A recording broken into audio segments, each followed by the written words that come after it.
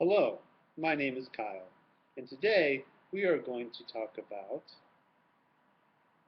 transitive versus intransitive verbs. And I will tell you why this is important in your English grammar study. Okay, let's get started. A transitive verb is one where the subject changes the object in some important way. An intransitive verb is where the subject does not or cannot change the object. So let's look at an example of an intransitive sentence, one where the subject does not change the object. Okay, Kyle went home.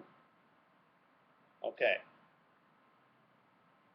I like my home, but in this sentence, I do not do anything to change it for the good or for the bad. I go home. Okay, so because this is an intransitive verb in this sentence, go is an intransitive verb in this sentence, I cannot change this sentence into the passive. Okay, I can't say home is gone by Kyle. That doesn't make sense because this verb when I use this verb in this sentence, Kyle does not change home. Okay. Now let's look at a different sentence where the subject does change the object. Okay.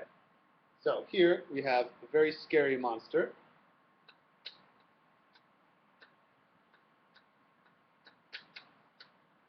Okay, so the monster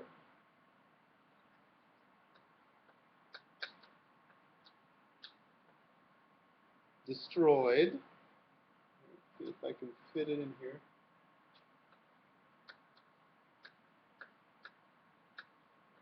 My home.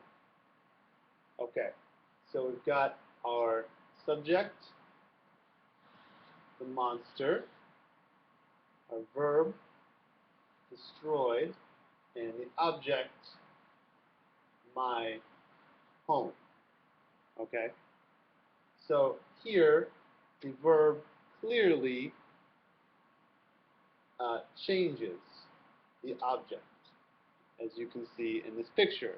It's on fire. Ah! So the monster destroyed my home.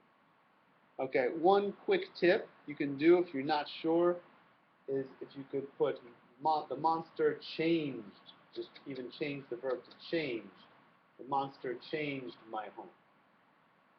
Okay, then you know you have a transitive verb that can be used in the passive.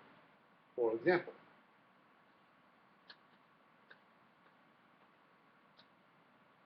my home.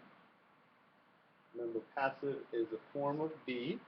In this case, we have past tense, so we use past form of be, which is was.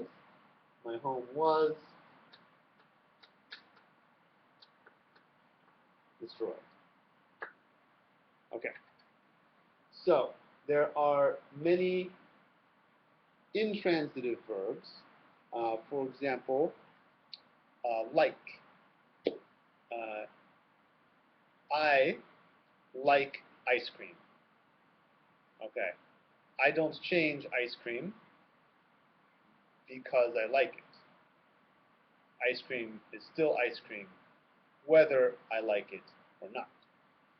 Okay, but notice sometimes some verbs can be either transitive or intransitive. There are two big examples or reasons for this. One is with go, with went.